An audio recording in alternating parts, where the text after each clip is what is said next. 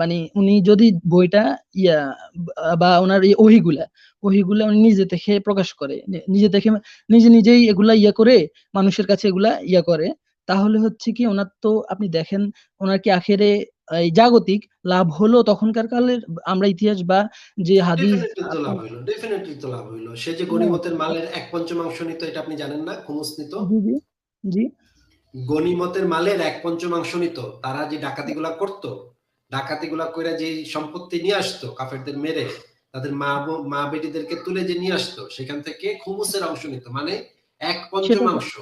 সেটা করার জন্য তো ওনাকে দেখেন একটা আহ, এরকম পন্থায় না গিয়ে উনি অ্যাজ ইউজুয়াল ভাবে তো করতে পারতো। অ্যাজ ইউজুয়াল ভাবে কিভাবে করতো? মানে তার কি কোনো যোগ্যতা ছিল?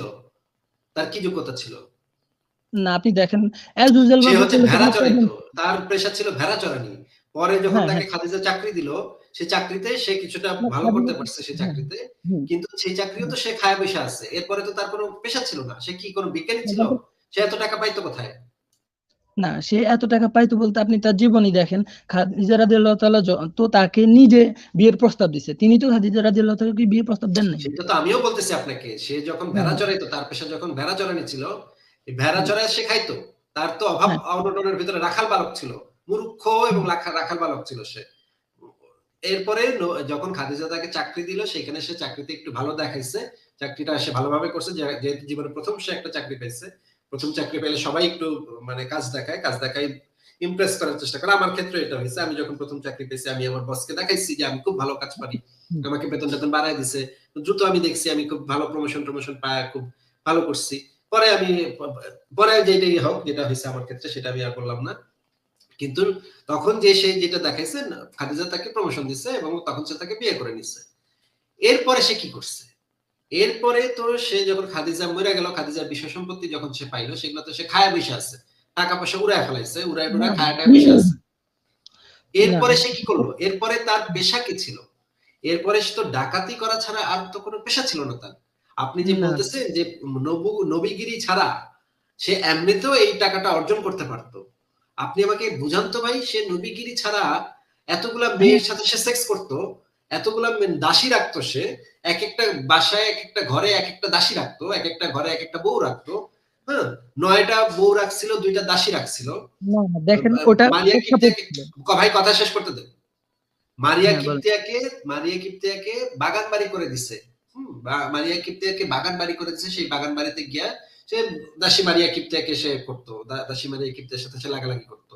না না হাফসার ঘরে মালিক খাদিজা রাদিয়াল্লাহু তাআলা ওনার ওখানে নিযুক্ত করছে ওনাকে পর্যবেক্ষণ কি করার জন্য। কি বলেন? কি বললেন? ওনাকে পর্যবেক্ষণ করার জন্য নিযুক্ত করা হয়েছিল কাকে পর্যবেক্ষণ করার জন্য নিযুক্ত করা হয়েছে? মারিয়াকে, মারিয়াকে কাকে পর্যবেক্ষণ করার জন্য নিযুক্ত করছে? মোহাম্মদ সাল্লাল্লাহু আলাইহি সাল্লামকে। এগুলো কই পাইছেন ভাই? কি বলেন আপনি? কোন ছাগলে কইছে আপনাকে এই সমস্ত কথা? আচ্ছা আচ্ছা আপনি সামনে কোন আগান। ছাগলে কইছে সেটার রেফারেন্সটা দেন।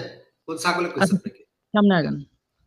কোন ছাগলে কইছে আপনাকে সেই রেফারেন্সটা দেন। কোন বইতে লেখা আছে? বলেন। নাম বলেন, আমি বের করতেছি বইটা। আমার আশেপাশে এখন আপাতত নাই, আপনি সামনে আগান।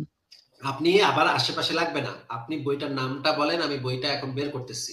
আমার কাছে আছে সেই বইটা। আপনি যে বইয়ের নাম বলবেন, বইটা আমার কাছে আছে। আমি গ্যারান্টি দিচ্ছি।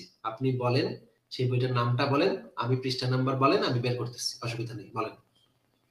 আচ্ছা আপনি নবম দশম শ্রেণীর বই বের করেন, ইসলাম ও নৈতিক শিক্ষা। নবম দশম শ্রেণীর বইতে কি লেখা আছে বলেন তো? বের করেন।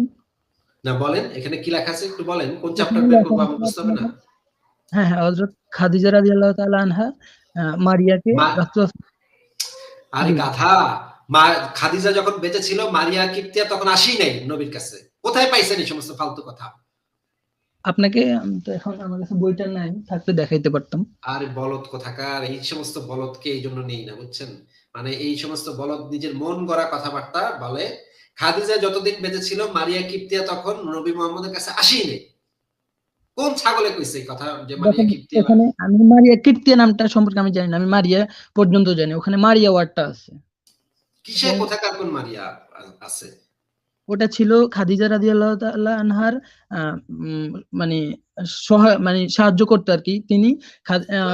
পাগল ছাগল কোত্থেকে আসে এই সমস্ত পাগল ছাগল? এইজন্য ভাই এগুলাকে খাদিজা মারা যাওয়ার পরে এই যে ভাই এখানে মিশরের মোহাম্মদ রাজা মেয়ে গিফট করছিল মোহাম্মদকে, মারিয়া কিপ্তিয়া নাম, সেই মারিয়া কিপ্তিয়া ছিল নবীর দাসী, সেটার সাথে নবী লাগালাগি করতো, এই একটা বাচ্চা পয়দা করছে, সেই বাচ্চার নাম হচ্ছে ইব্রাহিম, অবৈধ বাচ্চা, যেটা মানে আমার কাছে অবৈধ না, কিন্তু এটা হচ্ছে সভ্য সমাজে দাসীর পেটে বাচ্চা জন্মানো হচ্ছে। যদি আপনি এখনকার ইসলামী এখনকার বাংলাদেশের সিস্টেমে যদি কাজের মেয়েকে যদি আপনি প্রেগন্যান্ট করে দেন, আপনারা পুলিশে ধরে নিয়ে যাবে। নবী মোহাম্মদ এই কাম করছিল, হ্যাঁ আচ্ছা বলুন। নবী মোহাম্মদ এই কাম করছিল, হাফসার ঘরে মারিয়া কিপ্তিয়াকে নিয়ে লাগালাগি করতেছিল, তখন হাফসা আবার আয়েশা দেখে ফেলাইছে, তার বউ হাফসা, হাফসা হচ্ছে হযরত ওমরের মেয়ে হাফসা, সেই হাফসাকে বাপের বাড়ি পাঠাইছে। এইগুলো রেফারেন্স, এই কথাগুলো রেফারেন্স, অবশ্যই রেফারেন্স বের করব, এখন তো অবশ্যই আমি রেফারেন্স বের করব, আগে কথাটা বলে নিই, তারপরে অবশ্যই আমি রেফারেন্স একটা একটা করে পড়ব, ঠিক আছে? ঠিক আছে, অসুবিধা নাই তো? নবী যে এই যে আকাম কুকাম করতো মেয়েদের সাথে, একটার পর একটা বিয়া করতো, দাসীর সাথে সেক্স করতো, বিয়া ছাড়া দাসীর সাথে লাগালাগি করতো, হাফসারে বাপের বাড়ি পাঠায় সেই বিছানায় তুলে। আপনি যে বললেন যেভাবে দেখা দেখি আরেকজন দেখছে ইয়া করছে, এই ওই ব্যাপারটার কথা বলছি। হ্যাঁ, দাস প্রথা তখন ছিল, দেখাবো তো ভাই, দেখাবো তো, রেফারেন্স দেখাবো তো বলছি, আমি আপনাকে কি বলছি, দাস প্রথা যে তখন ছিল এবং সেটা যে স্বীকৃত, দেখাবো তো বলেছি নাকি? জি জি, রেফারেন্স দেখাবো বলেছি না? হ্যাঁ, ও দাস প্রথা নিয়ে তো এখনো কিছু আমি বলি নাই, দাস প্রথা তো পরে আসবে, দাস প্রথা জিনিসটা পরে আসবে। আমি বলেছি মারিয়া কিপ্তিয়া নামক একটা নবী মোহাম্মদের একটা যৌন দাসী ছিল, যে যৌন দাসীর সাথে নবী, আরো যৌন দাসী ছিল, একটা না কয়েকটা যৌন দাসী ছিল, যাদের সাথে নবী মোহাম্মদ বিবাহ ছাড়া সেক্স করতো। একদিন হাফসাকে বাপের বাড়ি পাঠায়, সে সেই বিছানায়, হাফসার বিছানায় মারিয়াকে তুইলা লাগালাগি শুরু করছে, তখন হাফসা আবার পেছন থেকে চলে আসছে, অর্ধেক গিয়ে বাপের বাড়ির অর্ধেক গিয়ে আবার ফেরত চলে আসছে। ফেরত আয়েশা দেখে যে তার ঘরের ভিতরে তার বিছনাতে নবী মোহাম্মদ মারিয়া কিপ্তিয়াকে লাগাচ্ছে, দেখা সে হাফসা কান্না শুরু করছে যে আপনি আমার বিছানায় আপনি মারিয়া কিপ্তিয়াকে তুইলা আপনি এই কাম করতেছেন। আচ্ছা, এখন আমরা এই কাজগুলা যে নবী করতো, এই কাজগুলা করার জন্য সে বলতো যে তাকে আল্লাহ পাক নাকি নির্দেশ দেয় এই কাজগুলো করতে, দাসী লাগাইতে নাকি তাকে আল্লাহ পাক নির্দেশ দেয়, আল্লাহ পাকের নির্দেশে সে দাসী লাগাইতো। আপনি প্রেক্ষাপটে অন্যদিকে নিয়ে গেছেন, আমাদের পয়েন্ট এখানে ছিল না, আমাদের পয়েন্ট অবশ্যই এখানে ছিল না, এখানে ছিল না। যদি সে তার যে এই লুচ্চামি স্বভাব, সে যে লুচ্চা ছিল, লম্পট আপনি ছিল, আপনি কাইন্ডলি আরেকটু শালীন ভাষায় কথা বললে ভালো হতো। না, শালীন ভাষায় কথা বলবো কেন? লম্পটকে লম্পটই বলতে হবে। এনআরটি ভাই, এখানে আপনি যে মেইন পয়েন্টটা আপনি যে বলেছেন যে নবী মোহাম্মদ এখানে নবুয়ত পেয়ে যে ওর যে জাগতিক যে লাভ হয়েছে আর কি, আমাদের পয়েন্ট সিম্পলি এটাই যে একটা শিশুকামী ধর্ষকের লাভ হচ্ছে শিশুকামী আর ধর্ষণ করা আর কি। এটা যদি ওর জন্য লাভ হয়েও থাকে, নবুয়তের অজুহাতে যদি সে শিশুকামী ধর্ষণ করে বসে থাকে আর কি, এটা কোনোভাবে ভালো একটা জিনিস না। আচ্ছা আচ্ছা আচ্ছা আচ্ছা, এখন আমরা আমাকে 2 মিনিট বলতে দেন। অনেকক্ষণ বলিনি, অনেকক্ষণ 2 মিনিট কেন, 2 সেকেন্ডও বলতে দেব না। আমি এখন রেফারেন্স গুলো দেখি, যে কথাগুলো বলেছি সেই কথাগুলো আসলে ভ্যালিড কিনা, সত্য কথা কিনা, সেই কথাগুলো রেফারেন্স আছে কিনা। আমি এখন আপনাকে যে জিনিসটা দেখাচ্ছি সেটা হচ্ছে সূরা তাহরিমের 1 নম্বর আয়াতের তাফসীর। এটা হচ্ছে বাংলাদেশের এটা হচ্ছে পুরো পৃথিবীতে একটা প্রখ্যাত তাফসীর গ্রন্থ, তাফসীরে জালালাইন থেকে আমি দেখাবো প্রথমে, ঠিক আছে? এটা হচ্ছে 1 নম্বর, আরো দেখাবো, অনেকগুলো তাফসীর দেখাবো, অসুবিধা নেই, একটার পর একটা দেখাবো। না এই যে ভাই মাঝখানে কথা বলেন না, এখন রেফারেন্স দেখাচ্ছি, মাঝখানে কথা বলেন না। এই যে সূরা তাহরিমের 1 নম্বর আয়াতের যে তাফসীর, সূরাটি নাজিল হওয়ার সময়কাল, এখানে বলা হচ্ছে এই সূরায় তাহরিম তথা কোনো কিছু হারাম করে নেওয়া সংক্রান্ত ঘটনার উল্লেখ করা হয়েছে। এই বিষয়ে 2 জন মহিলার নাম বিশেষভাবে উল্লেখ করা হয়েছে। 2 জন মহিলা তখন রাসূলুল্লাহ সাল্লাল্লাহু আলাইহি ওয়াসাল্লামের হেরেমভুক্ত ছিলেন। হেরেম মানে হেরেমভুক্ত ছিলেন। তাদের একজন হলেন হযরত সাফিয়া আর একজন হলেন হযরত মারিয়ায়ে কিপ্তিয়া। খায়বার বিজয়ের পর রাসূলুল্লাহ সাল্লাল্লাহু আলাইহি ওয়াসাল্লামের সাথে হযরত সাফিয়ার বিবাহ হয়। এই খায়বার বিজয় সর্বসম্মতভাবে 7ম হিজরিতে হয়েছিল। দ্বিতীয় মহিলা হযরত মারিয়াকে 7ম হিজরিতে মিশর অধিবাসী মুকাউকাস নবী করিম সাল্লাল্লাহু আলাইহি সাল্লামকে খেদমতে উপঢৌকন হিসেবে পাঠিয়েছিলেন। এসব ঐতিহাসিক ঘটনা থেকে হতে প্রায় নিশ্চিত হয়ে যায় যে সূরাটি 7ম বা 8ম হিজরির কোন এক সময় নাজিল হয়েছিল। সূরাটির শানে নুজুল, এখানে শানে নুজুলটা বর্ণনা করা হয়েছে। এই তাফসীর গ্রন্থটা হচ্ছে সারা পৃথিবীতে গ্রহণযোগ্য একটা তাফসীর গ্রন্থ। তাফসীর গ্রন্থটা হচ্ছে তাফসীরে জালালাইন। আপনি যদি নাম শুনে না থাকেন যে কোনো হুজুরকে জিজ্ঞেস করবেন, হুজুর আচ্ছা, ঠিক আপনি আছে। আপনার মানে আপনি আপনার মাদ্রাসা জীবনে তাফসিরে জালালাইন পড়ছেন? সে বলবে হ্যাঁ পড়ছি। তাফসিরে জালালাইন পড়েই তার পাস করতে হইছে। পৃথিবীর যে কোনো আচ্ছা, হুজুর হোক, তাফসিরে জালালাইন না পড়ে পৃথিবীর কোনো হুজুর এই পর্যন্ত পাস করছে আমি শুনি নাই অন্তত। আচ্ছা, আচ্ছা, আপনি রাখেন তাফসীরে জালালাইন। না, না হ্যালো? রাখবো কেন? এটা আমি পড়বো এখন। না, না, না। রাখবো কেন? আপনি পয়েন্টটা রাখবো কেন? আমি রাখবো যেখানে কেন বলছি, ভাই? হ্যাঁ?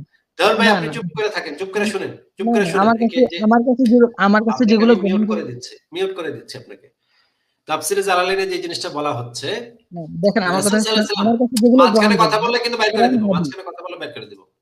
মাঝখানে কথা বলবেন না। এই যে নবী যে লুচ্চামি, লাফাঙ্গামি, দর্শন এগুলা করতো, এইগুলা আল্লাহর নাম দিয়ে করতো। আল্লাহ আমারে করতে কইছে। আল্লাহ আমারে দাসী লাগাইতে কইছে। আল্লাহ আমারে শিশু বিবাহ করতে কইছে। আপনি তো আমাকে কথাই তার নিজের বলবেন। ইচ্ছা, নিজের খায়েশ ছিল শিশু বিবাহ করা। নিজের শিশুদেরকে দেখলে তার জিহ্বা লক লক করতো, মেয়ে দেখলে তার জিহ্বা লক লক করতো। আচ্ছা, আপনি এগুলো এটা সে বলতেছেন, আল্লাহর আমি নামে আমি চালাইছে। এগুলোর প্রেক্ষাপটে ভাই একটু বলি। আপনাকে আমি আবারও, আপনি যদি এরপরে আরেকবার নিজেকে আনমিউট করে কথা বলেন তাহলে আপনাকে আমি ব্যাক স্টেজে রেখে তারপর এই জিনিসগুলো দেখাবো। আমরা এখন রেফারেন্স গুলো দেখবো নবী মোহাম্মদ জাগতিক কি কি লাভ ক্ষতি তার হয়েছে। আর জাগতিক তো মারাত্মক লাভ হয়েছে তার, মানে একটা ছক্কা পিটায় গেছে নবী। যেখানে যে মেয়েরে লাগাইছে সে বইলা দিছে এটা আল্লাহ পাক আমারে লাগাইতে গেছে। আমি ভাই নিজের থেকে লাগাই নাই ভাই, আমার আল্লাহ পিছন দিয়ে ঠালছে, আমি লাগাইছি এই মেয়েরে। এখানে দেখেন কিভাবে সে মানে ঘটনাটাকে সে কিভাবে টুইস্ট করতেছে আল্লাহর নামে, কিভাবে আল্লাহর নামটা ব্যবহার করে সে কিভাবে মেয়ে মানুষ মেয়েদের সাথে সেক্স করতো। হ্যাঁ, মেয়ে দেখলে তার জিহ্বা লক লক করতো এবং তাদের সাথে সেক্স করার জন্য সে পাগল হয়ে যেত। তারপর সে কইতো আল্লাহ পাকে আমারে পাঠাইছে, আল্লাহ পাক আপনি আমারে আরেকটু কইছে। শালীন ভাষায় কথা বলেন। মোটেও শালীন ভাবে এই লুচ্চাদেরকে মোটেও শালীন ভাবে বলার কোনো স্কোপই নাই। নবী মোহাম্মদ ছিল তাহলে তো একজন ওই ধর্ষক, সে যাদের ছিল একজন সম্পর্কে আপনি লুচ্চা। এগুলো বলছেন, আপনাকে আমি ব্যাকস্টেজে রেখে তারপর এখন দেখাচ্ছি। আপনি এখানে ব্যাকস্টেজে যে থাকেন। এনআরটি ভাই যে নিজে সেই শিশুকামী ধর্ষণকে মুহাম্মাদের লাভ যে বলছে আর কি, এটা কি সে নিজে বুঝতেছে? সে কিন্তু যে বলছে যে জাগতিক কি সুখ তার হয়েছে, কি লাভ তার হয়েছে। লাভে তো একদম লাভই লাভ তার হয়েছে। এরকম যদি আমি যদি এরকম করতাম যে ধরেন পাশের বাসার মানে ক্যাটরিনা কাইফকে ধরেন আমার পছন্দ হয়েছে, এখন আমি কিভাবে বিয়ে করব তাকে? এখন আমি আমার সৈন্য দলকে বলতাম আল্লাহ পাক হুকুম দিচ্ছে ক্যাটরিনা কাইফকে ধরে নিয়ে আসো তোমরা। পাশের বাসার সকিনারে আমার পছন্দ হয়েছে, যাও সকিনারে ধরে নিয়ে আসো। আল্লাহ পাক এই মাত্র হুকুম দিল আমারে যে সকিনার সাথে আমি যদি না করি, সেক্স না করি, তাহলে কিন্তু আল্লাহ পাক আযাব দিবে, তোমাদের সকলের উপর আযাব দিবে। তখন তো আমার সৈন্যবাহিনী তো দৌড়ে গিয়ে মানে সকিনারে গিয়ে ধরে নিয়ে আসবে। এই সমস্ত ফালতু মানে আল্লাহ পাকের আর খায় দেয়া কাম নাই, দাসী লাগাইতেছে নাকি নবী, সেটা নিয়ে আল্লাহ পাক আসমানের উপরে বসে পেরেশান হয়ে গেছে দাসী লাগাইতে পারছে কিনা নবী। কি রকমের একটা আল্লাহ পাক, মানে চিন্তা করেন আল্লাহ পাকের আর কোনো খায় দেয়া কাম নাই, নবী দাসী লাগাইলো কি লাগাইলো না এটা নিয়ে আল্লাহ পাকের টেনশন। সূরা নাজিল করে বসে আছে, সূরা তাহরিমের 1 নম্বর আয়াত নাজিল করে বসে আছে। দেখেন এখানে কি লেখা, আমি পড়ি। এখানে বলা হচ্ছে রাসূলুল্লাহ সাল্লাল্লাহু আলাইহি ওয়াসাল্লাম নিজের স্ত্রীদের সাথে থাকার পালা নির্ধারণ করে দিয়েছেন। যখন হযরত হাফসার দিন আসলো, তিনি তার পিতামাতাকে দেখতে যাওয়ার জন্য রাসূলুল্লাহ সাল্লাল্লাহু আলাইহি ওয়াসাল্লামের কাছে অনুমতি চাইলেন। রাসূল তাকে অনুমতি দিলেন। হযরত হাফসা চলে যাওয়ার পর রাসূলুল্লাহ যখন হযরত হাফসার ঘরে মারিয়াকে ডেকে পাঠালেন, অতঃপর সেখানে একাকিত্বে অবস্থান করলেন, মানে মারিয়া কিপ্তের সাথে একাকিত্বে অবস্থান করলেন। ইতিমধ্যেই হযরত হাফসা চলে আসলে তার ঘরে হযরত মারিয়া সহ রাসূলকে দেখতে পেলেন। এটা দেখে হযরত হাফসা অত্যন্ত রেগে গেলেন এবং বললেন, আপনি আমার ঘরে আমার অনুপস্থিতিতে একে নিয়ে আসলেন এবং একাকিত্বে কাটালেন। এটা আমাকে অপমানিত করার উদ্দেশ্য ছাড়া আর কোনো কারণে নয়। তখন রাসূলুল্লাহ তাকে খুশি করার উদ্দেশ্যে বললেন, ঠিক আছে, আমি আজ হতে তাকে নিজের জন্য হারাম করে নিলাম। এ সংবাদ তুমি কাউকে দিও না, এ সংবাদ তুমি কাউকে বলো না। রাসূলুল্লাহ সাল্লাল্লাহু আলাইহি ওয়াসাল্লাম ঘর থেকে বের হয়ে গেলে হযরত হাফসা এ সংবাদ হযরত আয়েশাকে জানিয়ে দেন এবং গোপন কথা ফাঁস করে দেন। এটা শুনতে পেয়ে রাসূলুল্লাহ সাল্লাল্লাহু আলাইহি ওয়াসাল্লাম অত্যন্ত রাগান্বিত হয়ে শপথ করলেন যে আগামী 1 মাস তিনি স্ত্রীদের ঘরেই প্রবেশ করবেন না। এরপর রাসূলুল্লাহ সাল্লাল্লাহু আলাইহি ওয়াসাল্লাম হতে আলাদা থাকলেন। তখন আল্লাহ তাআলা এই যে সূরা তাহরিমের এই 1 নম্বর আয়াতটা নাযিল করলেন। সূরা তাহরিমের 1 নম্বর আয়াতের ভিতরে কি লেখা আমরা একটু পড়ি। সূরা তাহরিমের 1 নম্বর আয়াতটাতে লেখা, হে নবী, আল্লাহ আপনার জন্য যে হালাল করে দিয়েছেন, মানে মারিয়া কিপ্তিয়াকে আল্লাহ পাক আপনার জন্য হালাল করে দিয়েছেন, আপনি আপনার স্ত্রীদেরকে খুশি করার জন্য তা নিজের জন্য হারাম করছেন কেন? আল্লাহ পাক ক্ষমাশীল ও দয়াময়। আহারে আল্লাহ পাক কত ক্ষমাশীল এবং দয়াময়। এই যে নবী যে দাসী সেক্স করতেছে না, এই জন্য 7 আসমানের উপরে আল্লাহ পাক টেনশনে মানে পাগল হয়ে যাচ্ছে সে। কেন তার নবী দাসী সেক্স করতেছে না? আমি যেটা আল্লাহ পাক বলতেছে, আমি যেটা হালাল করলাম, তুই বেটা নবী তুই কেন দাসী সেক্স করিস না? তুই কেন তোর স্ত্রীদেরকে খুশি করার জন্য এই দাসী সেক্সটাকে হারাম করে নিলি?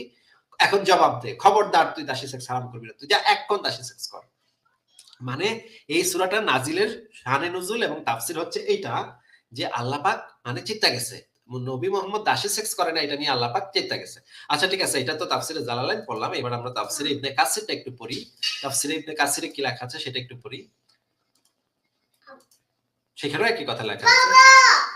বাবা তুমি এটা ধরো না, এখন ধরো না বাবা, একটু পরে। আচ্ছা, তাফসীরে ইবনে কাসিরটা আমরা একটু দেখি। তাফসীর ইবনে কাসিরে কি লেখা আছে দেখেন। এটা হচ্ছে তাফসীর ইবনে কাসির সূরা তাহরিমের 1 নম্বর আয়াত। এখানে যে জিনিসটা বলা হচ্ছে আবারও পড়ি একটু। হে নবী, আল্লাহ আপনার জন্য যা হালাল করেছেন আপনি আপনার স্ত্রীদেরকে খুশি করার জন্য তা নিজের জন্য হারাম করেছেন কেন? আল্লাহ পাক ক্ষমাশীল দয়াময়।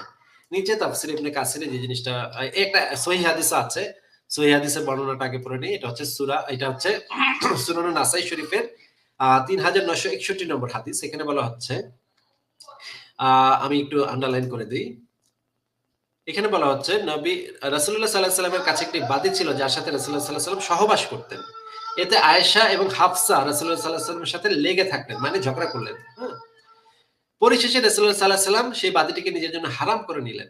এর পরিপ্রেক্ষিতে আল্লাহ পাক নাজিল করলেন সূরা তাহরিমের যে এই যে 1 নম্বর আয়াত, হে নবী, আল্লাহ আপনার জন্য যা হালাল করেছেন আপনি নিজের জন্য কেন হারাম করে নিয়েছেন, সেটা কেন হারাম করে নিয়েছেন।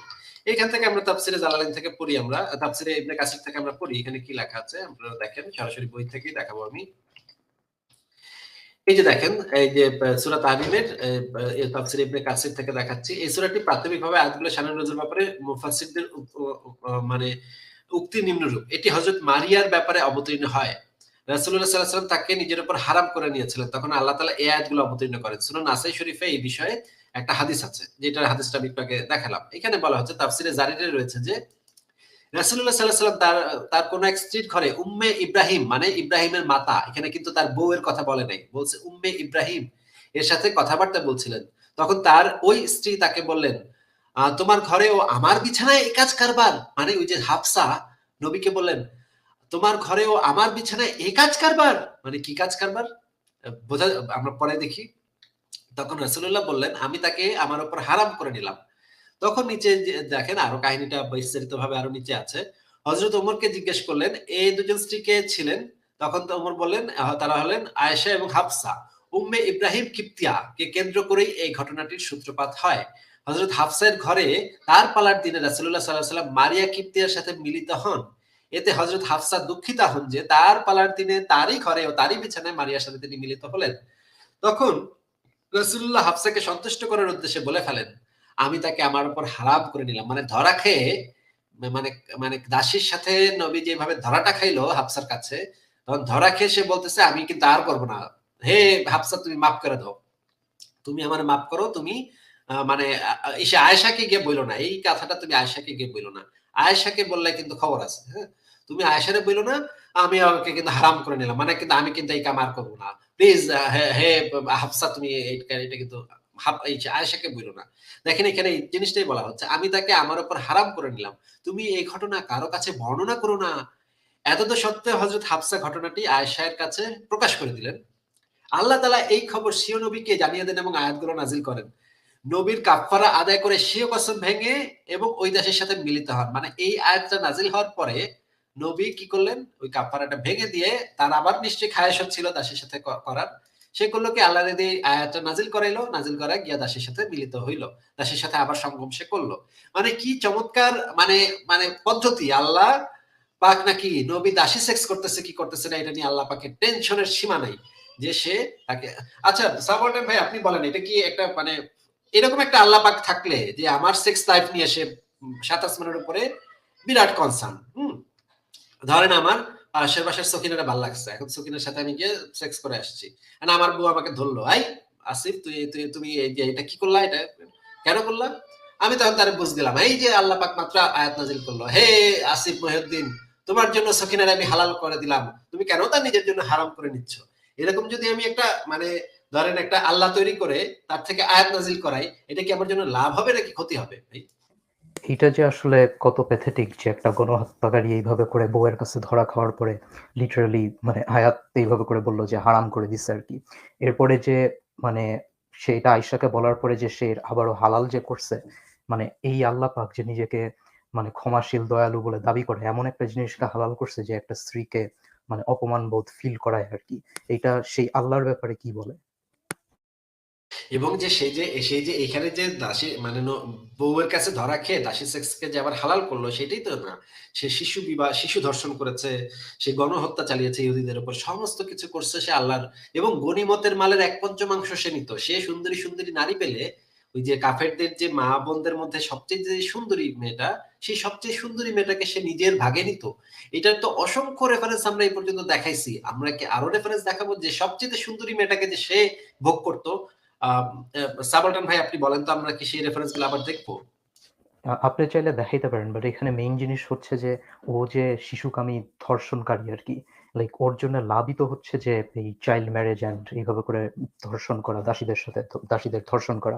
দাসীদের সাথে তো আর সেক্স করা যায় না, সব ক্ষেত্রেই দাসীদের সাথে যৌন সঙ্গম হচ্ছে ধর্ষণ আর কি। তো এইটাকে মানে আগের ভাই যে মানে লাভ বলেছেন আর কি, এটাই আমার কাছে কেমন জানি লাগতেছে যে এটা মানে কিভাবে একটা মানুষ লাভ বলতে পারে, মানে এটাকে কিভাবে একটা মানুষ গ্লোরিফাই করতে পারে, বা প্রেক্ষাপটের অজুহাত দিয়ে এটাকে কিভাবে ভালো করতে পারে। আচ্ছা, আমি এই যে এনআরটি কে আবার এনেছি, আমি এখন সেই হাদিসগুলো বের করব যে সে গনিমতের মাল হিসেবে সবচেয়ে সুন্দরী মেয়েগুলা যেগুলো ছিল সেগুলাকে নবী ভোগ করার জন্য নিজের ইচ্ছা রাখতো যে এটা আমি করব। নিজেকে আনমিউট করেন। যে এই যে নবী যে এতগুলা লুচ্চামি লাফাঙ্গামি যে করতো বিভিন্ন আপনিও নিশ্চয়ই একজন মুসলিম, আপনি হয়তো এই কথাগুলো বলবেন না, আপনার কাছে হয়তো এগুলোর অন্য ব্যাখ্যা থাকতে পারে, কিন্তু আমাদের কাছে তো এগুলো লুচ্চামি লাফাঙ্গামি বদমাইশি। এই যে ধর্ষণগুলা সে করতো, শিশু ধর্ষণ করতো, তারপর দাসীদের সাথে ধর্ষণ করতো, সে এই কাজগুলো যে সে করতো, আল্লাহর আয়াত নামায় নামায় সে জিনিসটাকে জাস্টিফাই করতো এবং হালাল করে নিত, হালাল করে তারপর সেই কাজগুলো সে করতো। এটাতে কি তার লাভ হইতো নাকি লস হইতো? অবশ্যই লাভ হতো, কারণ এখানে তো মানে দেখছি যে তার সুবিধা মতো হচ্ছে আয়াত, তার সুবিধা মতো হাদিস। আর আর মানুষ কি হচ্ছে না হচ্ছে সে ব্যাপারে তো তার কোনো ইয়া নাই, তার সুবিধা হলেই হলো, এবং সে অনুযায়ী সে আবার ফতোয়া দিচ্ছে।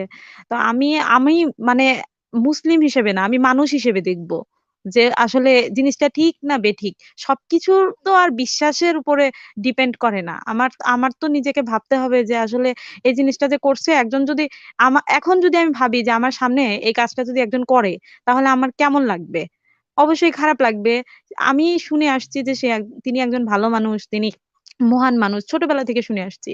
এখন আমি পরে দেখলাম যে না, তিনি এই ধরনের কাজ করেছেন, পরে পড়াশোনা করে দেখলাম, বোঝার পরে দেখলাম যে আসলে আমরা যেমন ভাবছি তেমন তো না। তখন আ মানে এমন দেখলাম যে আমরা যে সাধারণ মানুষ তার থেকেও মানে নিকৃষ্টের নিকৃষ্ট।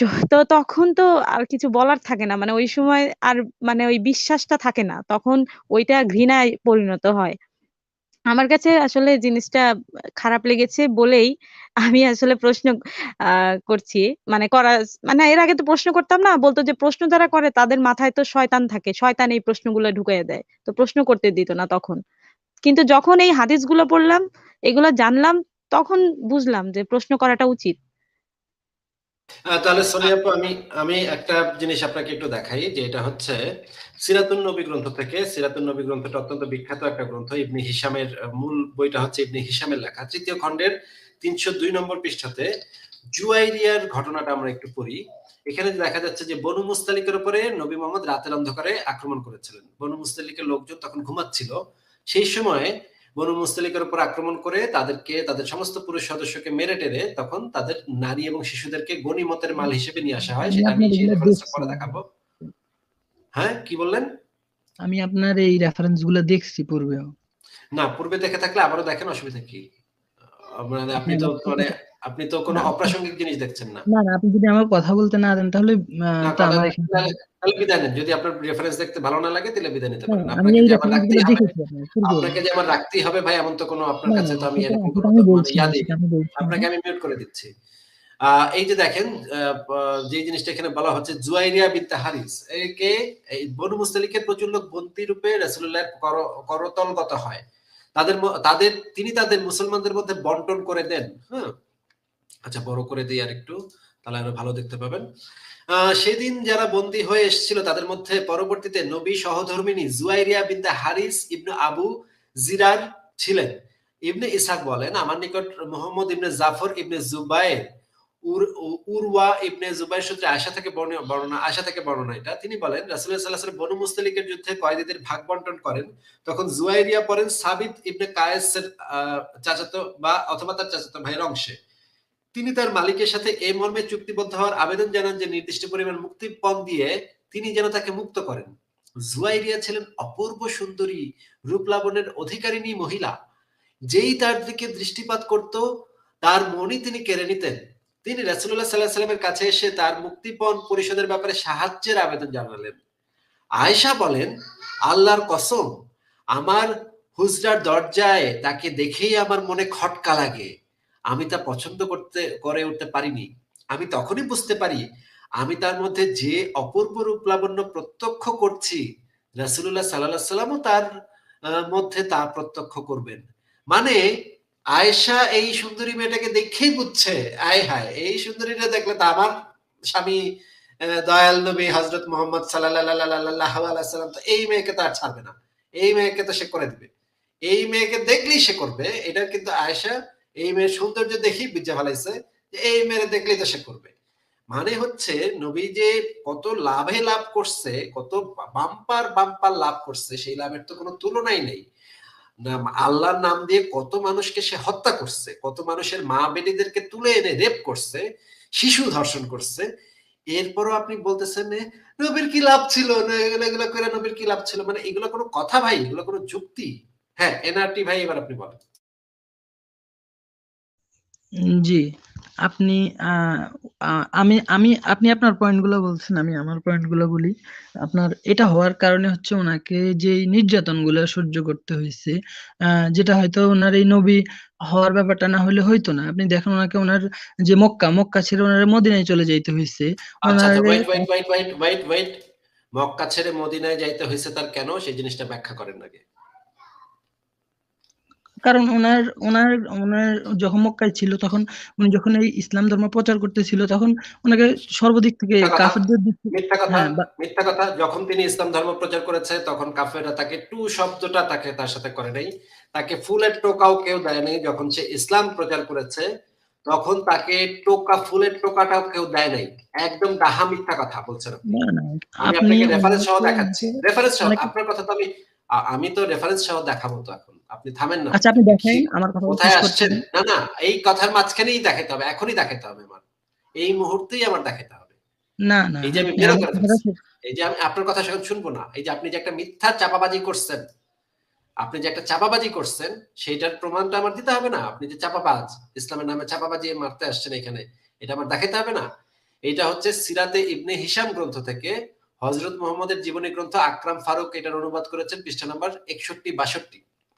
এইখানে উপরেই যে জিনিসটা লেখা আছে, রাসূলুল্লাহ সাল্লাল্লাহু আলাইহি সাল্লাম আল্লাহর নির্দেশ মোতাবেক প্রকাশ্য দাওয়াত দিলেও, মানে প্রকাশ্য দাওয়াত দিয়েছেন তিনি ইসলামের, যতক্ষণ তাদের মানে কাফেরদের দেবদেবীর নাম উল্লেখ বা সমালোচনা করেননি ততক্ষণ তারা তার থেকে দূরে সরে যায়নি কিংবা তার বিরুদ্ধে প্রতিবাদ মুখর হয়নি। এখানে যে জিনিসটা বলা হচ্ছে, নবী যতক্ষণ ইসলামের দাওয়াত দিচ্ছেন তখন কেউ তাকে ফুলের টোকাও দেয় নাই, তাকে কিচ্ছু করে নাই কাফেররা। যতক্ষণ সে আল্লাহর দাওয়াত দিচ্ছে, ইসলামের দাওয়াত দিচ্ছে, কেউ কিচ্ছু বলেনি তাকে। যখন সে ওইখানে যে প্রচলিত ধর্মগুলা ছিল সেই দেবদেবীর নাম উল্লেখ করে সমালোচনা করেছেন, গালিগালাজ করেছেন, মানে কটূক্তি করেছেন সেই সমস্ত দেবদেবীর, তখন তারা তাদের ধর্মীয় অনুভূতি দেখতে পাচ্ছেন না।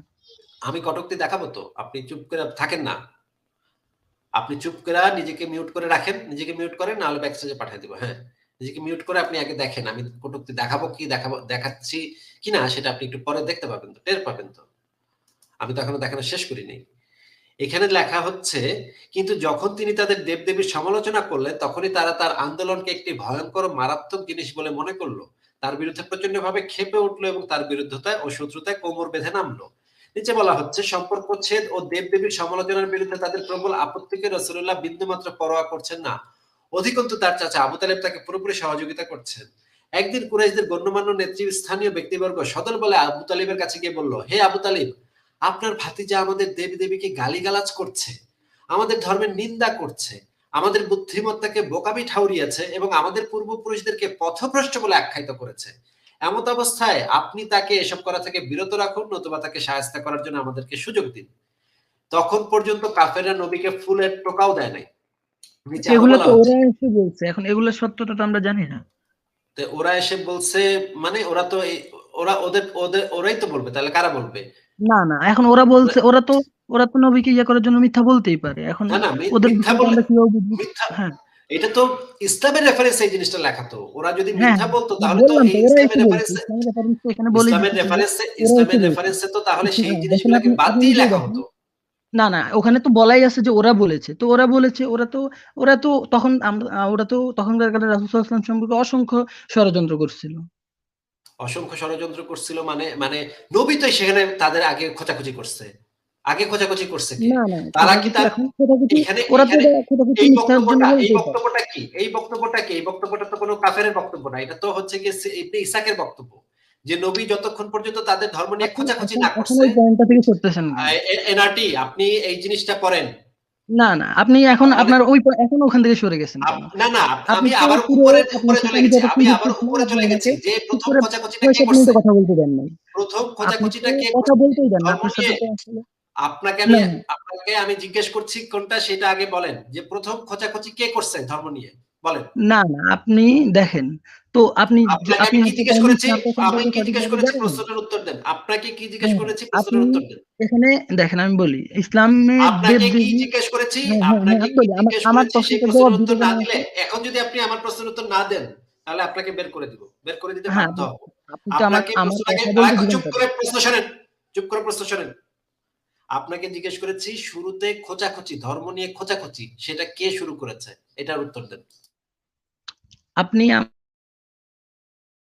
দেখেন সে নিজে বের হয়ে গেল। দেখেন সে নিজে কট করে কেটে বের হয়ে গেল।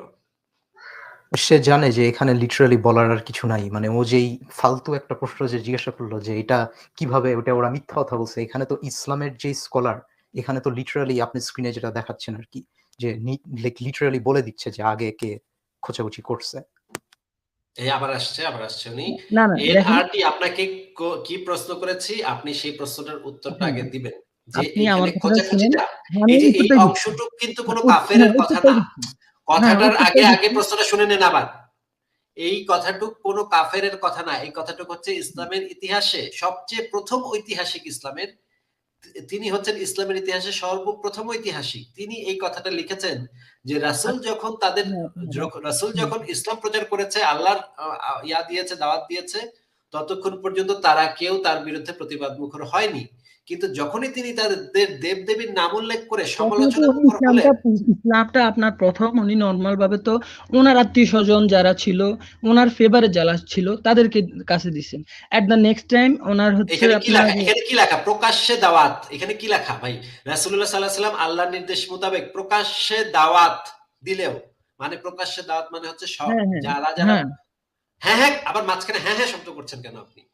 না তো উনি তো আপনি হ্যাঁ হ্যাঁ আপনার শব্দ করছেন। আপনি তো আমার কথাটা বলতে দিবেন, আপনি তো কথাটা বলতেই না না, দিচ্ছেন না। আপনি উত্তরটা দেন। আপনাকে যে প্রশ্নটা হ্যাঁ, করেছি আমি সেটার উত্তরটা উত্তরটা দিচ্ছি তো, আগে আপনি দেন। কথাটা তো, আপনি তো একটা খোঁচাখুচি কে সেন্টেন্সও শুরু কমপ্লিট করতে দেন না। খোঁচাখুচি কে শুরু করেছিল আগে? এইটার উত্তর আপনি দেন। আমার কথাটা, আপনি আমাকে ১ মিনিটও তো কথা বলতে দেন না, তো আমি উত্তরটা কিভাবে আচ্ছা, দিব? আপনাকে আমি কথা বলতে দিচ্ছি না তো।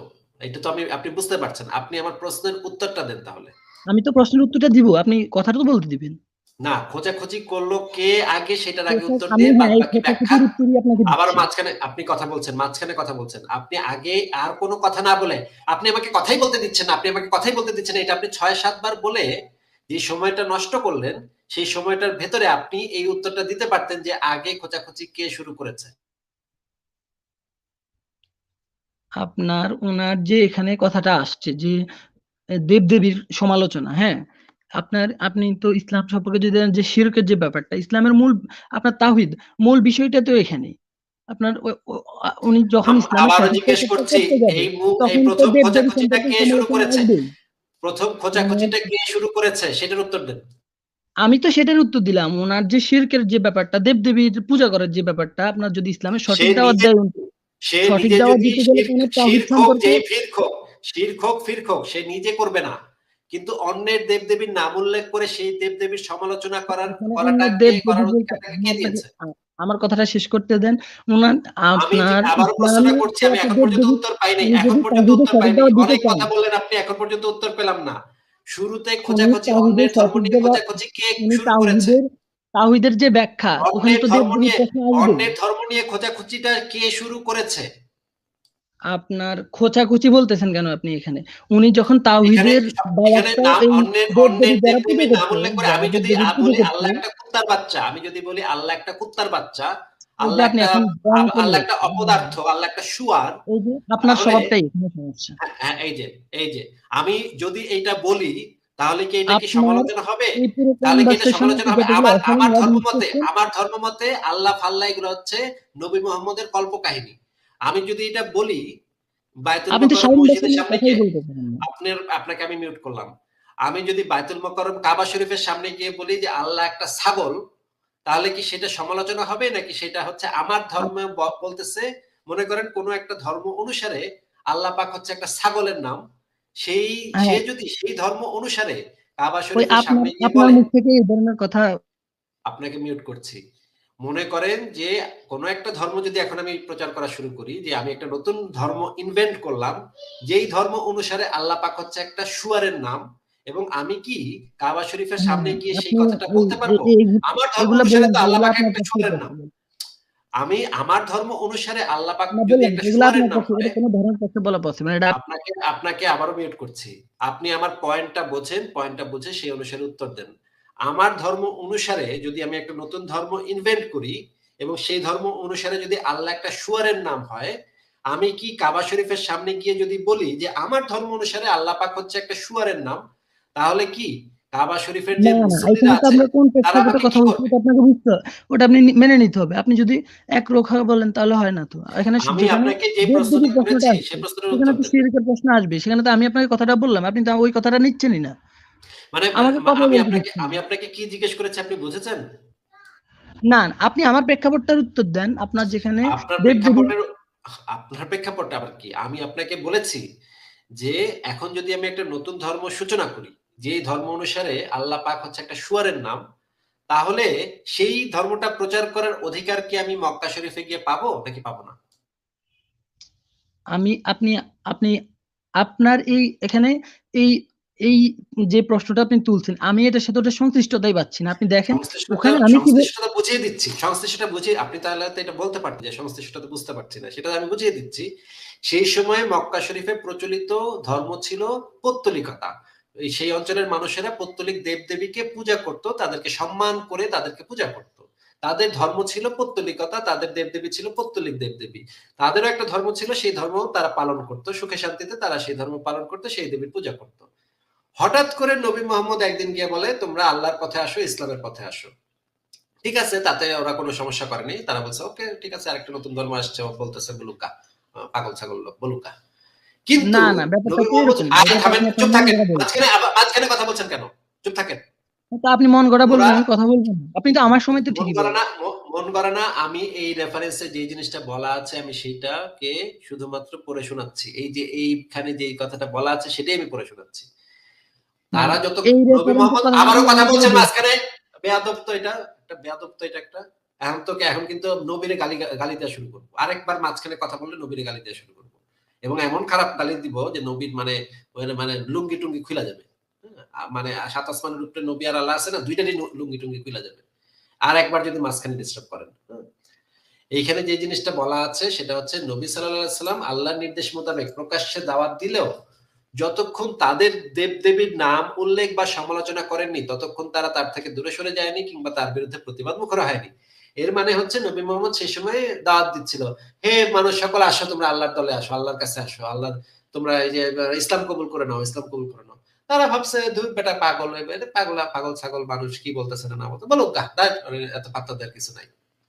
কিন্তু যখন নবী মোহাম্মদ যখন তাদের প্রচলিত সেই ধর্মটা যেটা ছিল তাদের দেবদেবীর নাম উল্লেখ করে যখন সমালোচনা মুখর হলেন, তখন তারা দেখলো যে তাদের ধর্মে তো আঘাত লাগতেছে। হ্যাঁ, আমাদের ধর্ম আমরা যেটা পালন করি, আমরা যে ধর্ম পালন করতেছি সেটাতে তুই আঘাত করতেছিস, তখন তারা প্রতিবাদ মুখর হলো।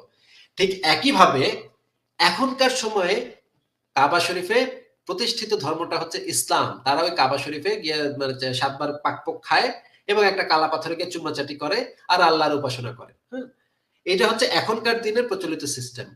আমার কাছে আমি মনে করেন এখনকার নতুন নবী মোহাম্মদ আমার কাছে একটা নতুন ধর্ম নাজিল হইল। সেই ধর্ম অনুসারে আমি বললাম নবী ওই কাজ করছে, নবী সেই দেবদেবী, সেখানে যে প্রচলিত দেবদেবী ছিল তাদের নাম উল্লেখ করে সমালোচনা করছিল। আমার কাছে এখন একটা নতুন ধর্ম আসলো, আমি কি করলাম, আল্লাহর নাম উল্লেখ করলাম এবং তার সমালোচনা করলাম। আমি বললাম আল্লাহ একটা বুইড়া, আল্লাহ একটা ফালতু, আল্লাহর কোনো ক্ষমতা নাই, আল্লাহর কোনো বালেরও কোনো ক্ষমতা নেই আমার কিছু করার, আল্লাহ একটা ফাউল। আমি কি কাবা শরীফের সামনে গিয়ে যদি এই কথাটা বলি, তাহলে কি মুসল্লিরা আমাকে কি করবে? সেখানে মুসল্লিরা সাবলটান ভাই বলেন তো কি করবে? তারা কি করবে এটা ওদের ধর্মগ্রন্থ দেখেই বোঝা যায় আর কি। বাট এখানে যে একটা পয়েন্ট, যে এখানে কিন্তু লিটারালি বলতেছে যে প্রকাশ্য দাওয়াত দিলেও তাদের মানে সমালোচনা না করা পর্যন্ত তারা তাকে কিছু করে নাই আর কি। সো এখানে লিটারালি শিরকের যেই কথাটা, শিরকের কথা তো আসতেছে না, এখানে ডাইরেক্টলি বলতেছে ক্রিটিসিজমের কথা, সমালোচনার কথা, কটূক্তির কথা।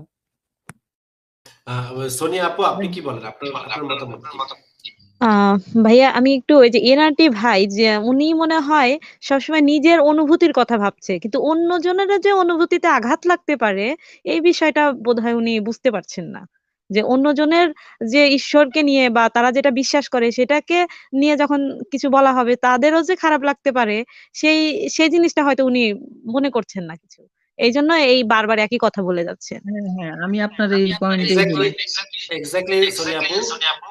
আচ্ছা সোনিয়া আপু, আচ্ছা এক্স্যাক্টলি সোনিয়া আপু, যে কোনো ধর্মের মানুষকেই যদি তাদের দেবদেবী এবং তাদের হ্যাঁ মানে হ্যাঁ, ধর্মকে নিয়ে এখানে যদি কেউ আপনি সমালোচনা করে, হ্যাঁ, আপনি ডেফিনেটলি যেগুলো সেই ধর্মের বললেন আপনি মানুষদের সরাসরি একটা ভাই ধর্মকে আমার এই ধর্ম, ছেলেটা তো মানে বারবার আপনি তো করতে আমাকে থাকে। তো কিছু বলবেন। আপনাকে ব্যাক স্টেজে রাখতেছি, বলতে দিচ্ছি না আপনাকে, বুঝতেই তো পারছেন বলতে দিচ্ছি না। আপনি মুমিনদের লাইভে গিয়ে কান্নাকাটি করবেন, আমাকে তো বলতে দিল না, আমাকে তো আসিফ মেহেদীন বলতেই দিল না, এভাবে মুমিনদের লাইভে গিয়ে কান্নাকাটি করেন, অসুবিধা নাই। আমাকে লিঙ্কও পাঠানোর দরকার নেই, আমি এগুলো দেখতেও যাব না। আমি আরেকটা জিনিস আরো রেফারেন্স দেখাচ্ছি যে সিরাতুল মুস্তাফা, আল্লামা ইদ্রিস কান্দলভি ওনার লেখা সিরাতে মুস্তাফা গ্রন্থটাতে একই কথা বলা আছে। নবী মোহাম্মদ কি বলেছে দেখেন, নবী মোহাম্মদ বলেছে, নবী সাল্লাল্লাহু আলাইহি সাল্লাম ইরশাদ করেন, অর্থাৎ যখন থেকে আমি বড় হতে লাগলাম তখন থেকে মূর্তির প্রতি প্রচন্ড ঘৃণা ও অসার কবিতার প্রতি চরম বিতৃষ্ণা আমার অন্তরে ঢেলে দেয়া হলো। তারপরে নিচে কি লেখা আছে দেখি, নবী মোহাম্মদ কি বলতেন, নবী মোহাম্মদ গিয়ে বলতেন, মূর্তি পূজা ছেড়ে দাও, এটা কোনো উপকারও করতে পারে না আর কোনো ক্ষতিও করতে পারে না, ওরা জানতেও পারে না কে ওদের পূজা করলো আর কে পূজা করলো না। তখন কাফেররা বলতে লাগলো, তুই মোহাম্মদের অনুসরণ করিস, পুরো সমাজ যার বিরোধী, সে আমাদের উপাস্যদের খারাপ বলে এবং আমাদের পিতামহদেরকে আহাম্মক ও মূর্খ বলে। তারপরে নিচে যে জিনিসটা বলা হচ্ছে যে তিনি নবী সাল্লাল্লাহু আলাইহি ওয়াসাল্লাম ইরশাদ করলেন, আল্লাহকে এক বলে মানা হোক, তার কোনো শরীক করা না হোক, মূর্তিগুলোকে ভাঙা হোক। মানে নবী মুহাম্মদের ইন্টেনশনই ছিল মূর্তিগুলোকে ভেঙে দিতে হবে। যেই মূর্তিগুলোকে কাফেররা পূজা করতেছে, সম্মান দিয়ে পূজা করতেছে, তাদেরও তো ধর্ম আছে, তাদেরও তো অনুভূতি আছে, ধর্মীয় অনুভূতি আছে। কাফেররা যদি মানে এখন কাবা শরীফ ধ্বংস করে মুসলমানদের যেরকম লাগবে, ঠিক একইভাবে কাফেরদের মূর্তি ধ্বংস করলেও তো কাফেরদের তো একই রকম লাগবে। আচ্ছা এখানে পরিষ্কারভাবে যে জিনিসটা বলা হয়েছে, যতদিন পর্যন্ত রাসূলুল্লাহ জনগণকে শুধু ইসলামের দাওয়াত দিতে থাকেন ততক্ষণ পর্যন্ত কুরাইশরা তার কোনো প্রতিবাদ করেনি। কিন্তু যখনই প্রকাশ্য ঘোষণা, মূর্তি পূজার অসারতা ও খারাপই বর্ণনা শুরু করলেন এবং কুফর ও শিরক থেকে লোকজনকে বারণ করতে লাগলেন, তখনই কুরাইশগণ রাসূলুল্লাহের প্রচন্ড বিরোধিতা ও শত্রুতা শুরু করলো। নিচে আরো বলা হচ্ছে, কাফেররা এসে আবু তালিবের কাছে যে জিনিসটা বলল, আপনার ভাইপো আমাদের প্রতিমাগুলোকে মন্দ বলে, আমাদের এগুলোকে সমালোচনা করে, আমাদের ধর্মকে খারাপ এবং আমাদেরকে আহাম্মক, মূর্খ, আমাদের পূর্বপুরুষদেরকে পথভ্রষ্ট বলছে। আপনি হয় তাকে নিষেধ করুন অথবা তার আর আমাদের মধ্যে কিছু হলে আপনি আসবেন না, আমরা নিজেরাই বোঝাপড়া করে নিব। মানে নবী মোহাম্মদ কি বলতো তাদেরকে, তাদের প্রতিমাগুলার সমালোচনা করতো, কটূক্তি করতো। এখন তাদের, আপনি যে বললেন নবীকে নাকি কাফেররা অনেক অত্যাচার করতো, আহারে নবী এত ইসলাম প্রচার করতো আর কাফেররা তাকে এত অত্যাচার করতো, কিন্তু আমরা তো দেখতেছি খোঁচাখুচিটা শুরু করছে নবী মোহাম্মদ। নবী মোহাম্মদ আরেকজনের ধর্মীয় অনুভূতিতে আঘাত করছে, আঘাত করার কারণে কাফেররা ক্ষেপে উঠছে। এখন আপনার ধর্মকে নিয়ে যদি কেউ খোঁচাখুচি করে আপনিও তো ক্ষেপে উঠবেন, তাহলে কাফেরদের ধর্মীয় অনুভূতিতে আঘাত করলে কাফেরও তো ক্ষেপে উঠবে। এটি তো স্বাভাবিক যে কোনো ধর্মের মানুষের সেই ধর্মের সমালোচনা করলে মানে তাদের ক্ষেপে ওঠাটা, ক্ষিপ্ত হয়ে ওঠাটা একটা স্বাভাবিক টেন্ডেন্সি, যদি এটা হওয়া উচিত না, কিন্তু এটা একটা সাধারণ প্রতিক্রিয়া। তো আপনারা নিজেরা যেই কাজ করেন সেই কাজের জন্য দায়ী কাফেরদেরকে কেন করেন? এখন একই পদ্ধতিতে আমি যখন ইসলামের সমালোচনা করছিলাম, আপনাদের দলের লোকজন তো আমাকে কোপায় গেছে, আমাকে 9টা কোপ দিচ্ছে চাপাতি দিয়ে। যখন আমি আপনাদের ধর্মের সমালোচনা করছি, তাহলে তো নবী মোহাম্মদ আর কি কষ্ট সহ্য করছে? তার থেকে বেশি কষ্ট তো আমি সহ্য করছি ধর্মের সমালোচনা করার কারণে। নবী মোহাম্মদ যেরকম কাফেরদের ধর্মের সমালোচনা করছিল, সে একটু মাইর খাইছে, চেঁচা খাইছে, চেঁচা খেয়ে রাতের বেলা পালাই গেছে মক্কা থেকে মদিনা। আমাকে তো এর থেকে বেশি টর্চার করা হয়েছে, আমাকে তো কোপানো হয়েছে সরাসরি, নবীকে তো আর কোপানো হয়নি নাকি? সাবঅল্টান ভাই, নবীকে কি কোপানো হয়েছিল? না, নবী যে স্পেসিফিক্যালি যে এইভাবে করে অপমান করছে, জাস্ট ওর নামে যে আপনি যেটা দেখাইলেন যে বিচার দিল এবং বলল যে যদি কিছু না করে দেন এটার ব্যবস্থা ওরা নিজেরাই নিবে আর কি। এখানে তো কোপাকুপির কথা, লাইক কোপাকুপির মানসিকতা ওরা রাখেই নাই। বরঞ্চ তারা কি চাচাকে গিয়ে বিচার দিচ্ছে যে চাচা, এই চাচা আপনি আপনার ভাতিজাকে থামান। মানে তাদের একটা ইয়া ছিল, মানে তারা গিয়ে এই জিনিসটাকে বন্ধ করার চেষ্টা করছে যে কথার মাধ্যমে এই জিনিসটাকে সলভ করা যায় কিনা, আলোচনার মাধ্যমে জিনিসটাকে সলভ করা যায় কিনা। তারপরে তারা নবীকে বারবার লোভ দেখাইছে, তুমি এগুলো বন্ধ করো বাবা, তোমাকে আমরা এটা দিব, এটা জিনিসপত্র দিব না, তুমি তো এটা পাবা তুমি। নবী তাতেও তো রাজি না। তারপরে তখন তারা অত্যাচার শুরু করছে। এখন দেখি এনআরটি কি বলেন। এনআরটি আপনি এবার বলেন।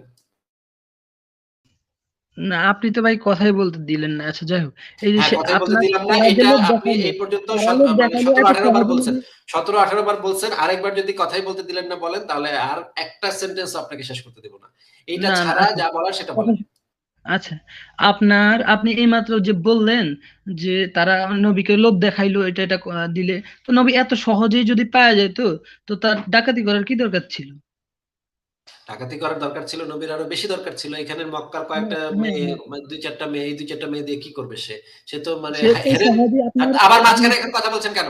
আমি কথা বলছি না, মাঝখানে আবার কথা বলছেন কেন? উত্তর দিচ্ছি আপনি না এখন? আপনি এভাবে এই আবারও হবে না মাঝখানে ভাই। কথা বলছেন। আপনি আবারও মাঝখানে কথা বলছেন। আপনার প্রশ্নের পরেই তো আমি উত্তর আপনি দেয়া 10 শুরু সেকেন্ড করলাম। বল। আপনার প্রশ্নের পরেই তো আমি উত্তর দেয়া শুরু করলাম। আপনি তো একটা প্রশ্ন করেছেন, উত্তর শুনবেন না? আপনি প্রশ্ন করেছেন, উত্তরটা শুনবেন না? আপনি যে বললেন যে মক্কায় আর কয়টা মেয়ে ছিল?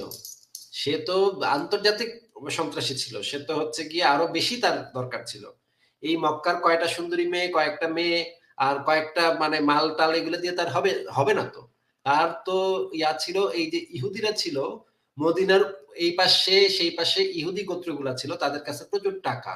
তার তো লোভ ছিল সেই ইহুদিদের টাকা পয়সাগুলা এবং ইহুদিদের মেয়েগুলা তার ভোগ করতে হবে। এই কারণে সে মদিনা গেছে। তার তো মদিনা যাওয়ার মূল উদ্দেশ্য হচ্ছে মদিনার আশপাশে অনেকগুলা ইহুদি গোত্র আছে, এই ইহুদি গোত্রগুলাকে মাইরা ধইরা তারপর সে ওইখানকার মেয়েগুলাকে ভোগ করবে আর ওইখান থেকে গনিমতের মাল নিবে। এই মক্কার কয়টা 2-4টা জিনিস নিয়ে তার হবে কি? মক্কার জিনিসপত্র নিয়ে তার হবে? এগুলা কি বলেন ভাই? উনি তো চলে গেছেন দেখেন। সাবঅল্টান ভাই, সোনিয়া আপু, আমি কি ভুল কিছু বলছি? আমার কথা কি ভুল কিছু? না ভাইয়া, এটা তো কমন একটা সেন্স যে এটাতে একটুখানি ভাবলেই বোঝা যায় যে সে কারো আদেশ কেন মানবেন, সে নিজে আদেশ দিবে এবং সবাই সেটা মানবে, এবং সে তার ইচ্ছে মতো একটা আহ মানে হচ্ছে চাইছিল যে সে তার ইচ্ছে মতো চলবে এবং ইচ্ছে মতো সম্পদ নিবে, তাদের থেকে নিবে। সে অনেক বেশি লোভ করেছিল। এত যদি কমেই হয়ে যেত তাহলে তো আর এত কিছু হইতোই না। তার অনেক লোভ বেশি ছিল, এটা থেকে তার এইটা বোঝা যায়। উনি পজিটিভলি নিচ্ছে। কারণ আমি বুঝতে পারছি যে আমি যখন হচ্ছে মানে ক্লাস 10 পর্যন্ত ইসলাম শিক্ষা বই পড়তাম, ওখানে তো ওই যে নবী সাহাবীদের জীবনী থাকতো, তখন ওই সবগুলা জিনিস পজিটিভ থাকতো, কোনো জিনিসই নেগেটিভ থাকতো না। ওইখানে এমন ভাবে বোঝানো হতো ওই ক্লাসগুলোতে, উনি ঠিক ওইভাবেই আজকে প্রেজেন্ট করলো দেখলাম। তখন আমারও মনে হতো যে এত ভালো একজন মানুষ আমি যদি স্বপ্নে দেখতাম তাহলে তো আমি জান্নাতে চলে যাইতাম। আমারও এরকম মনে হতো, অনেক পজিটিভ পজিটিভ চিন্তা থাকতো উনার সম্বন্ধে। কেউ যদি বলতো যে মানে একটুখানি খারাপ কিছু বলতো, আমার খুব রাগ হতো তখন। কিন্তু আমি তো জানতাম না এত কিছু। এখন উনাকে যখন আজকে বোঝানো হচ্ছে উনি বুঝতেই চাচ্ছেন না, মানে বিষয়টা উনি আম, শুধু পজিটিভ দিক দিয়ে নিচ্ছে যে এরকমও তো হতে পারতো, এরকমও তো, এটা করলো না কেন, কারণ এই বিষয়ে ছিল নিশ্চয়ই, তার মধ্যে ভালো মানসিকতা ছিল। কিন্তু এটা কেন করলো, সে নেগেটিভ দিকে যাচ্ছেই না, মানে সে তার মধ্যে যে খারাপ দিক থাকতে পারে সে বিষয়ে বিশ্বাসই করতে চাচ্ছে না। মানে বিশ্বাস না করলে তো আর কিছু করার নাই, মানে ওইটা উনার সম্পূর্ণ বিশ্বাস থেকে উনি বলছে। কিন্তু উনি এই বিবেক থেকে বলছে না, উনার জ্ঞান থেকে কিছু মনে হয় বলছে না। যদি একটু মস্তিষ্ক দিয়ে ভাবতো তাহলে হয়তো উনি বুঝতে পারতো। এই যে এমন যদি হইতো যে নবী মোহাম্মদ মদিনা যাওয়ার পরে তিনি আর এই যে মানে এই যে নারী লোভ লাম্পট্য এগুলা সে আর করে টরে নাই, হ্যাঁ, সে একদম ভালো মানুষ হয়ে গেছে, এখন সে মানবতার সেবা টেবা করতেছে, সে নতুন একটা ধর্ম প্রচার করতেছে এবং মানবতার সেবা করতেছে, গরিব দুঃখীদেরকে সেবা টেবা সে করে জীবনটা পার করলো। এবং সে মানে যুদ্ধ করে থাকতে পারে, যুদ্ধ শুধুমাত্র করছে অত্যাচারীদের বিরুদ্ধে, অত্যাচারীদের বিরুদ্ধে যুদ্ধ করে সে মানে দরিদ্র মানুষকে বা অসহায় মানুষকে রক্ষা করেছে। এরকম যদি রবিন হুডের মতো একটা ক্যারেক্টার যদি আমরা দেখতাম, সে সবাইকে উপকার করে যাচ্ছে, কারোর অপকার করছে না, এই তখন আমরা বুঝতাম যে আরে তাইলে তো ঠিকই তো, মানে সে লোকটা তো ভালোই ছিল, কেন সে মানে এরকম করবে, এত ভালো ভালো কাজগুলো করবে। কিন্তু আমরা দেখি যে নবী মোহাম্মদ মদিনা যাওয়ার পর একটার পর একটা বিয়ে, এমনকি শিশু পর্যন্ত, একটা বাচ্চা শিশু পর্যন্ত বিয়ে করতে ছাড়ে না, বুড়ি ছুরি মানে বাচ্চা কাচ্চা যা পাইছে, দাসী টাসি যা পাইছে সামনে সবার সাথে সে তার করতে হয়েছে। শুধু তাই না, সে হচ্ছে কাফেরদেরকে মেরে টেরে তাদের বউ বেটিকে তুলে এনে রেপ করছে। এটা ভাই কেমন কথা? মানে সে যদি এতই মহামানব মানবতার নবী হয়, কাফেরদেরকে মেরে তাদের বিবাহিত বউ তাকে এনে রাত্রেবেলা তার সাথে শুয়ে পড়ছে সে। মানে সাফিয়ার কথা আমি বলছি, কি একটা অবস্থা! মানে কাফের একটা গোত্রকে রাতের অন্ধকারে খুন করে তাদের সবচেয়ে সুন্দরী মেয়েটাকে সে নিজের জন্য রাখছে, নিজের রুমে সে নিয়ে গেছে। এখান থেকে তো পরিষ্কার বোঝা যাচ্ছে যে সে তার ইন্টেনশনটা কি ছিল, তার তো ভালো কোনো ইন্টেনশন হইতেই পারে না। নাকি সাবলটেন ভাই কি বলেন? ভালো কোনো ইন্টেনশন তো অবভিয়াসলি মানে নাই আর কি, বাট এখানে সব থেকে স্যাড জিনিসটা হচ্ছে যখন দেখি যে ওর মতন মুমিনরা এই যে এই বিশ্বাসের কারণে লাইক এত হরেবল জিনিসকে মানে জাস্টিফাই করার চেষ্টা করে আর কি, জাস্ট ওদের নবীর কারণে আর কি। লাইক এই জিনিসটা লাইক আমার মনে হয় না যে ওরা আসলে কেয়ার করে আর কি, যে মানুষের উপরে যে কষ্টটা গেছে আর কি, ওদের কাছে জাস্ট এইটাই বেশি যে ওদের নবীকে ডিফেন্ড করা, যেটা খুবই স্যাড। ভাইয়া একটা বিষয় বলি, আমি কয়েকজনের সাথে কথা বললাম, ওরা মানে তখনকার যে ইয়া ছিল, অমুসলিম ছিল, ওদেরকে মানুষই মনে করে না। ওরা যে ঠিকই তো আছে, ওদের সাথে এগুলো করা যায়, মানে এতটাই মানে তারা হচ্ছে এই মুহাম্মাদের প্রতি তাদের বিশ্বাস যে ওই ওদের মানে ইসলাম যখন তারা যারা গ্রহণ করেনি, ওরা মানুষ ছিল না, ওরা মানে ইয়া ছিল, ওরা খুবই অত্যাচার করতো, ওরা হচ্ছে জালিম ছিল। এই জন্য ওদের ওদের কখনো মুসলিম কোনো আগে আগে আক্রমণ করে নাই, ওরাই আক্রমণ করছে, শুধু প্রতিরোধ করছে। উনি ইসলাম প্রচার করছে, শান্তি চাইছে, এই জন্যই এত কিছু হয়েছে, তাছাড়া কিছু হয়নি। এইভাবে মানে ওরা বলে, মানে ওরা আসলে কাফির মুশরিকদের মানুষ মনে করে না, বেশিরভাগ মানুষই। এই জন্য আসলে মোহাম্মদকে নিয়ে কথা বললে ওদের লাগে। কিন্তু রেফারেন্স গুলা ঘাটলে আমরা যে জিনিসটা দেখি যে নবী মোহাম্মদ আকবরায় গিয়ে যুদ্ধ করছে, আকবরায় গিয়ে তাদের মূর্তি টুর্তি ভেঙে দিছে, আকবরায় গিয়ে তাদের মানে খোঁচাখুচি শুরু করছে, আকবরায় গিয়ে মানুষ খুন করছে। প্রথম মানুষ খুন সেটাও নবী মোহাম্মদ করছে, মানে প্রথম মানুষ খুন নবী মোহাম্মদের দল আর কি, মুমিনরা প্রথম মানুষ খুন নবী মোহাম্মদের দলের লোক করছে, প্রথম ডাকাতি নবী মোহাম্মদ করছে, প্রথম হচ্ছে গিয়ে খোঁচাখুচি, ধর্ম নিয়ে খোঁচাখুচি, সেটা নবী মোহাম্মদ শুরু করছে। প্রত্যেকটা খারাপ কাজ, প্রত্যেকটা অপকর্ম হচ্ছে কি নবী মোহাম্মদ শুরু করছে। ভাইয়া একটা কথা, বনু কুরাইজের ওই গণহত্যা মানে সম্পর্কে আমি একটু দেখছিলাম ইউটিউবে, ওইখানে কয়েকজন একটা দেখলাম, ওনারা খুব সুন্দরভাবে মানে ওইটার বর্ণনা করছে। কিছু মানুষ বলছে যে আলহামদুলিল্লাহ, মানে ওই হত্যার কথা বলছে, অথচ বলতেছে যে মানে আলহামদুলিল্লাহ, মানে মারহাবা, এরকম এরকম শব্দ ইউজ করতেছে। মানে এটা কি কোনো ভালো দিক ছিল যে ওনারা এইভাবে এটা রিয়াকশন এইভাবে দিচ্ছে?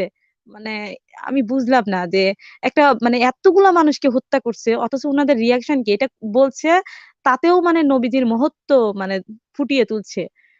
মানে এদের আর কি বলবো। মানে আমার নবী এত শক্তিশালী, সে কাফের মানে 800 কাফেরকে একদিনে মেরে ফেলছে। মানে এটা এটা হচ্ছে ওদের একটা ক্রেডিটের ব্যাপার, খুব গর্ব করে তারা বলে। এটা আমি গর্ব করে বলতে শুনেছি অনেক হুজুরকে, 800 থেকে 900 মানুষ একদিনে আমার নবী মানে হত্যা করছে। এটা কি কম কথা? এটা কেউ পারছে এটা করতে? আমি যখন এগুলো শুনি তখন মানে বলদ হয়ে যায়, এটা কি কথা শুনলাম আমি। আমি আসলে বুঝি না যে এদের কি আসলে এমপ্যাথি নাই, নাকি বিশ্বাসের কারণে ওদের এমপ্যাথিটা লাইক রেস্ট্রিক্টেড আর কি, এটা আসলে বলাটা খুব কঠিন। এটা হয়তোবা ওরা ভাবে না, ওরা মানে কল্পনার জগতে থাকে। মানে ওই যে মানুষগুলাকে যে হত্যা করলো, ওই মানুষগুলাকে মনে হয় ওরা মানুষই মনে করে না। মানুষ মনে করলে তো একটু হলেও কষ্ট লাগবে যে ওই মানুষগুলা তো মানে মানে কতটা কষ্ট পাইছে, ওদের মানে হচ্ছে বাচ্চা, ওদের বউ, ওদের মা, এরা তো দেখছে যে তাদের মানে হচ্ছে ভাই বা স্বামীদেরকে কিভাবে নিয়ে গিয়ে হত্যা করা হচ্ছে, তারপরে তাদের অপরাধটা কি ছিল? চুক্তি ভঙ্গ করা বা যাই থাকুক, কোনো মানুষকে কোনো এইভাবে হত্যা করা। সোনিয়া রহমান, একটু নিজেকে মিউট করেন। কোন চুক্তি ভঙ্গ বনু কুরাইজা করে নাই। আমি পৃথিবীর সমস্ত আলেমকে এই চ্যালেঞ্জ দিচ্ছি, কি চুক্তি ভঙ্গ করছে সেই চুক্তিটার একটা ড্রাফট, একটা কপি আমি দেখতে চাই। কোন চুক্তি ভঙ্গ করেছে বনু কুরাইজা? এরকম কোন চুক্তি ছিল না। এগুলা মানে কিছু পরবর্তীতে কিছু লোক বানাইছে এই কথা, চুক্তি ভঙ্গ করছে। কোন চুক্তি ছিল না, ভঙ্গ করার কি আছে?